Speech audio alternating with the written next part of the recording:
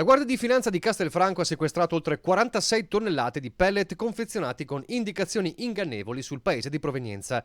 L'operazione è partita da un controllo in un magazzino di Loria gestito da un cittadino cinese, dove le Fiamme Gialle hanno individuato uno stock di 1350 kg di pellet confezionati in sacchi che recavano ben visibili in più punti la dicitura Made in Italy. Da un'analisi più approfondita sulle certificazioni, la merce è risultata prodotta all'estero e non in Italia, dove arrivava un'impresa veneta che la imbustava utilizzando indicazioni che traevano facilmente in inganno i consumatori.